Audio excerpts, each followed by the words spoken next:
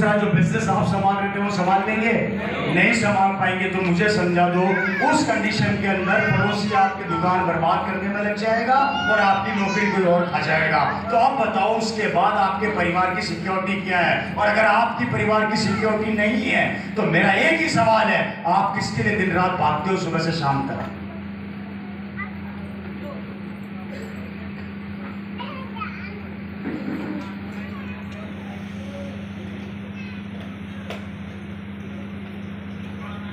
समझ ही नहीं आ रहा। रोज सुबह उठते हैं, निकल जाते हैं घर से, जा रहे हैं पता नहीं कहां जा रहे हैं, दौड़ रहे हैं दौड़ रहे हैं दौड़ रहे हैं, रास्ते में जा रहे हैं, टायर फट गया, भगवान को प्यारे हो गए, उसके बाद बच्चे बीवी पता नहीं।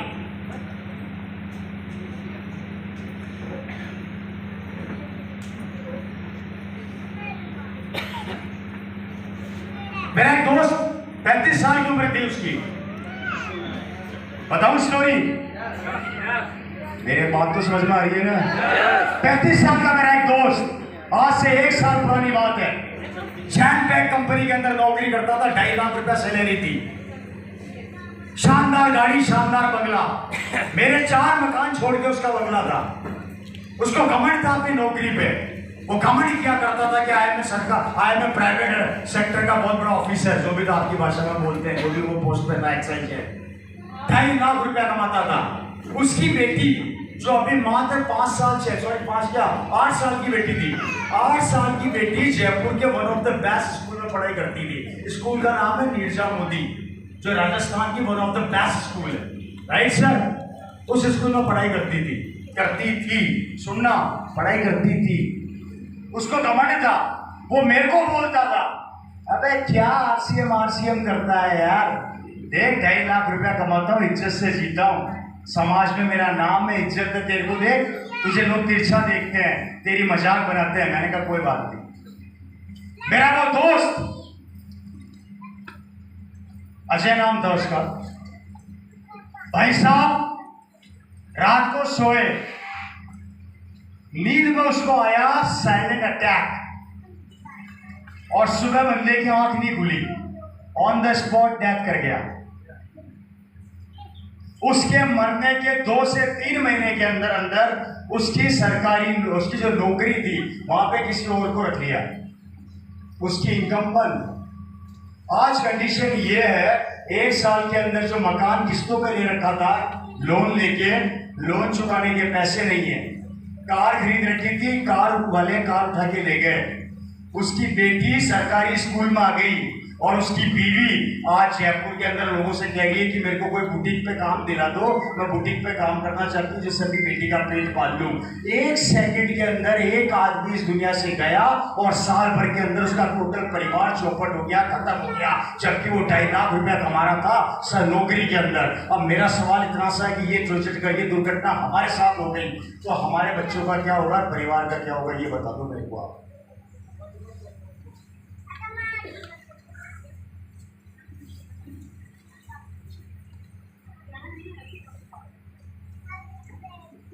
मैं किसी को नहीं बोलता आरसीएम करो, मत करना, मत करो आरसीएम, बेकार चीज है। पर एक सवाल जरूर पूछूंगा, आरसीएम नहीं करोगे तो क्या करोगे? क्योंकि यही वो कंपनी है जो आपके जाने के बाद आपके परिवार को संभालेगी, चाहे दुनिया का कोई आदमी संभालेगा लगता। चेक कर लेना। लोग बोलते हैं मेहनत करनी पड़ती है, तो इतने सालों से क्या कर रहा था? लोगों को बताना पड़ता है, तो अब इतने सालों से क्या कर रहा था? कोई नहीं सुना तो अरे यार ये कैसे अजीब अजीब क्वेश्चन अपने दिमाग पे लेके बैठे हो। अरे सोचना है तो ये सोचो कि अगर मेरे को कुछ हो गया तो क्या होगा, मेरे बच्चों का क्या होगा, मेरी बहन का क्या होगा, मेरी बीवी का क्या होगा। अगर पैदा करने हैं तो ये सवाल पैदा करो, ना कि ये सवाल पैदा करो कि नहीं जुड़े तो क्या होगा। अरे मेरे भाई, जो आज नहीं जुड़ रहा है या आपसे ज्वाइन नहीं हो रहा है, छोड़ दो यार। हिंदुस्तान में आते हुए कभी ये क्या है जी? बताइए सर।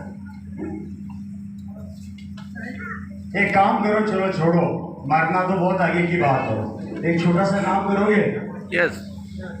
बोल तो नहीं हो रहे? नो। कोई रिएक्शन नहीं आ रहा आप लोगों का। मेरी बात तो समझ में आ रही है? पक्के से आ रही है? हाथ खड़ा करो ईमानदारी से। कितने लोग हैं जिनको मेरी बात समझ में नहीं आ रही? इसलिए कहता हूं पहले सुना करो, फिर डिसीजन लिया करो। बिना सुने डिसीजन लोगे तो गड्ढे में गिरोगे। मैं क्यों बोलता हूं बार बार, पहले सुना करो। आगे बढ़े, आगे बढ़े, पक्का आगे बढ़े। ये काम करना, मेरे कहने पर आज ये प्रैक्टिकल कर लेना। आपकी कसम आपको बड़ा मजा आएगा। करोगे? यहाँ से बाहर निकलना सारे, और बाहर निकलते अपना मोबाइल स्विच ऑफ कर देना। क्या कर देना? स्विच ऑफ कर देना। यहाँ से लखनऊ चले जाना, और लखनऊ में शानदार होटल लेके उसका 5 दिन आराम से सोते रहना, और फोन ऑन मत करना। फोन ऑन मत करना। और 5 दिन बाद अपनी बीवी से जाके बोलना, या अपने पति से जाके बोलना, लोग आ गया, तो वो क्या बोलेंगे?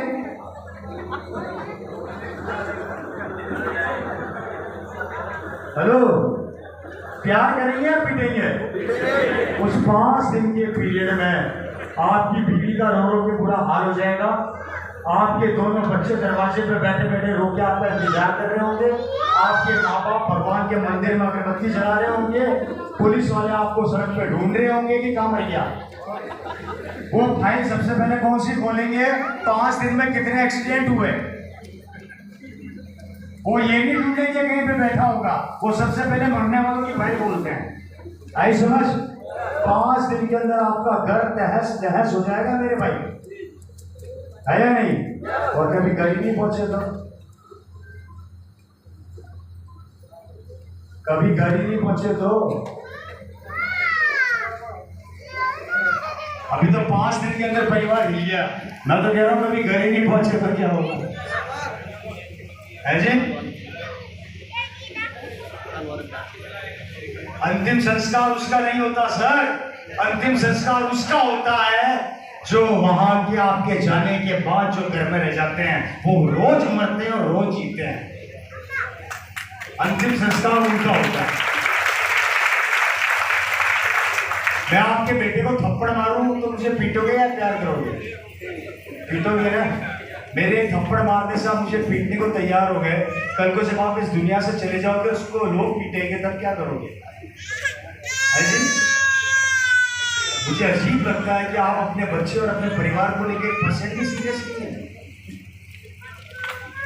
डर लगता है कि 4 लोगों को कैसे बताएं, डर लगता है कि आरसीएम क्यों करें, डर लगता है कि इसकी रॉयल्टी निकाल लेंगे तो घर में खुशियां आ जाएगी, डर लगता है कि टेक्निकल पे पहुंच के तो 70,000 आ जाएंगे, डर लगता है कि दुनिया में नहीं रहे तो उसके बाद बच्चों में इनकम जाएगी। इससे डरते हो क्या?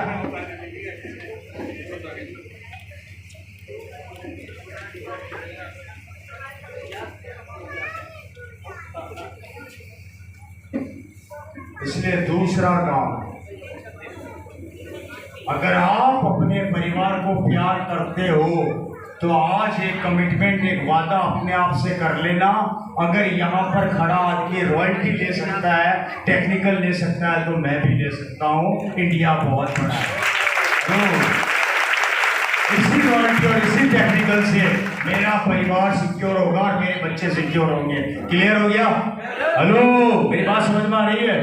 क्लियर हो गया? यही चीज मेरे परिवार के साथ हुई दोस्तों, यही चीज मेरी फैमिली के साथ हुई। बहुत गरीब परिवार से बिलोंग करता हूं मैं। मेरे दादाजी राजस्थान के अंदर लेथ मशीन पर मजदूरी का काम किया करते थे। 10 बाय 10 के कमरे में मेरा परिवार किराए पे रहा करता था। हमारे पास न खाने का पैसा था न रहने का पैसा था। एक मजदूर कितना कमाता आप लोगों को अच्छे से पता है। हमारे घर में लाइटें नहीं हुआ करती थी, चिमनी हुआ करती थी, उसको मैं घर नहीं बोलूंगा, 10 बाय 10 का कमरा बोलूंगा। और 7 जने, कितने जने? मेरे दादा दादी, मेरे पिताजी और उनके भाई बहन, टोटल 7 जने उस घर में रहा करते थे। 7 जनों का मेरा परिवार। मेरे पापा मात्र 12 साल की उम्र के अंदर कचौरी की दुकान पे जाके कचौरी बेचा करते थे, खर्चा चलाने के लिए। हेलो, सड़क के ऊपर जो गाय गोबर कर देती है, उस गोबर को इकट्ठा करके मेरे घर का चूल्हा जलाता। उस जमाने में बैलगाड़ियां चला करती थी, यहाँ पे मुझे नहीं पता क्या बोलते हैं। बैलगाड़ी के पीछे अनाज जाया करता था, अनाज फिरता था सड़क के ऊपर साइड में से। तो मेरे पापा उस अनाज को सड़क पे से इकट्ठा करके और एक पूरा बर्तन भर के घर पर लाते थे और उसको मेरी दादी साफ करती थी और उसी अनाज से हमारे घर में रोटी बनती थी। हेलो, मेरे दादाजी ने अक्सर बोला था मेरे पिता को कि भैया तेरे को पढ़ा नहीं सकता, सरकारी स्कूल में डाल रहा हूं। पिताजी को सरकारी स्कूल में डाल दिया। पिताजी ने जैसे तैसे स्कूल पूरा किया और स्कूल से निकल के कॉलेज में एडमिशन लिया। राजस्थान में एक जगह है अजमेर, नाम सुना आप लोगों ने? अजमेर के अंदर एक कॉलेज है, डीएवी कॉलेज, पता करना। उस डीएवी कॉलेज में मेरे पापा ने एडमिशन लिया और एडमिशन लेने के 3 साल तक लगातार मेहनत करी।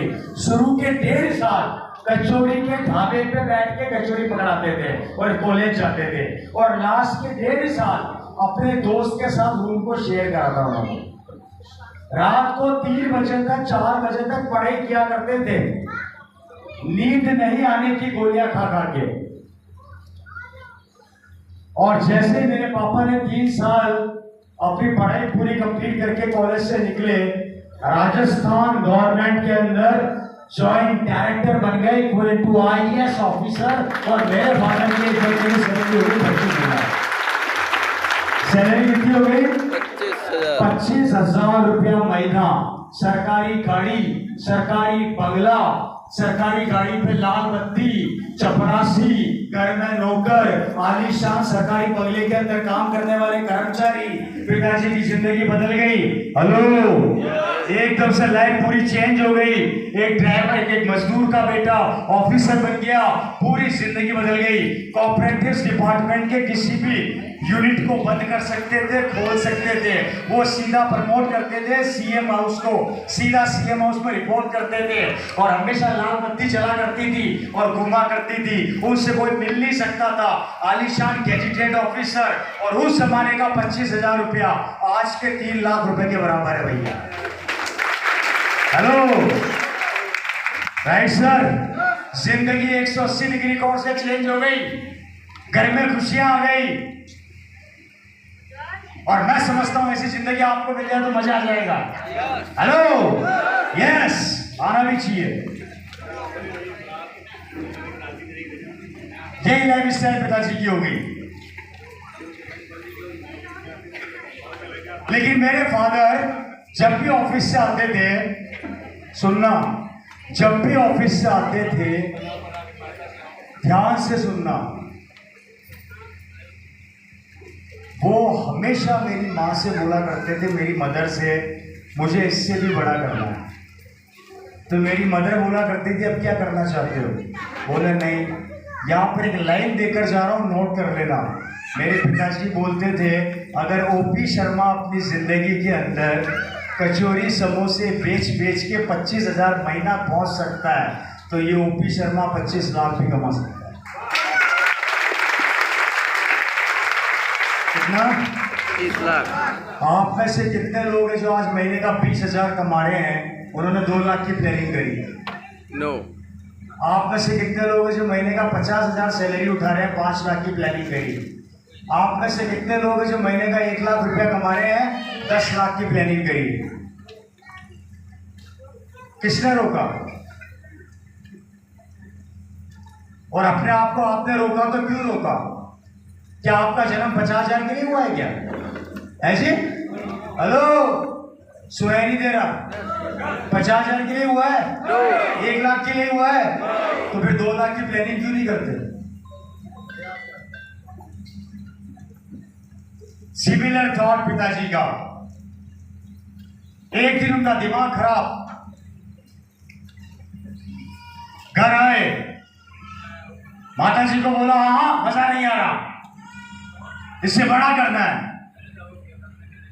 इससे बड़ा क्या होता है भाई? उसी समय एक आदमी भिलवाड़ा से चलकर आया। ये बात बता रहा हूं, अगस्त 2000 जब कंपनी चालू हुई, जयपुर राजस्थान, जगह बता देता हूँ, नोट कर लेना। राजस्थान जयपुर में जाओगे तो 22 गोदाम एक चौराया है, 22 गोदाम पर एक बिल्डिंग है जिसका नाम है नेहरू सहकार भवन। उस बिल्डिंग के 6ठे फ्लोर पे मेरे पिताजी का ऑफिस था। वहां पर एक आदमी गया, शर्मा साहब, उस समय जब आरसीएम चालू हुआ था 5 पैंटें आया करती थी मेरे भाई। क्या आती थी? सिर्फ 5 पैंटें। शर्मा साहब 5 पैंटों से कंपनी चालू हुई है। पापा ने पूछा कंपनी का नाम क्या है? बोले fashion shooting private limited. Company का लोगो क्या है? आरसीएम। आरसीएम की फुल फॉर्म बता। बोले राइट कंसेप्ट मार्केटिंग। क्या चीज है? बोले सर यहाँ पे पैंट पहनने से पैसा आता है। तो मेरे पिताजी ने बोला तेरा दिमाग खराब हो गया, पैंट पहनने से पैसा जाता है? बोले नहीं, इस कंपनी में आता है। बोला कैसे आता है समझा। वो मार्केटिंग प्लान देखते हो ना आप लोग, वो मार्केटिंग प्लान पिताजी के सामने रखा गया अगस्त 2000 में। पिताजी ने मार्केटिंग प्लान देखा, उस आदमी को उठाया, कमरे से बाहर भेज दिया, बाहर जा। वो बाहर जाके बैठ गया। पिताजी अंदर कॉपी और पेन लेके कैलकुलेशन कर। मेरे फादर की मैथमेटिक्स बहुत खतरनाक थी। जो आप चेक आप लोग मैं बता देता हूँ, उनकी मैंने कई बार नोटिस करी थी। आप लोग को कोई अगर बिजनेस पूछे कि 1 लाख में इतना है, 1 में इतना है, चेक कितने का बनेगा, मेरे पिताजी मुंह से बता देते थे, चेक उतना ही बनता था। इतनी खतरनाक और सटीक कैलकुलेशन थी। तो पिताजी से पूछा, पिताजी ने कैलकुलेशन किया, वापस बुलाया, अंदर आ। बोले जी सर, एक काम कर, ये 25,000 रुपये का चेक ले जा और भिलवाड़ा से 25 किट लेके आ जाए। उन्होंने पड़ोसी से जाके राय नहीं मांगी कि करूँ या नहीं करूँ। 25 किट मंगाइए। बंदा दौड़ा हुआ भिलवाड़ा गया, 25 किट लेके आया। और 25 किट लेते इस समय कंपनी ने खोला था आरडी, रीजनल डिस्ट्रीब्यूटरशिप, जो आज पिकअप सेंटर के नाम से जानी जाती है। वो पहला पिकअप सेंटर मेरे घर में खुला था जिसका नाम था पीके डिस्ट्रीब्यूटर। अगर किसी को देखना हो तो 25 किट से ज्वाइन किया।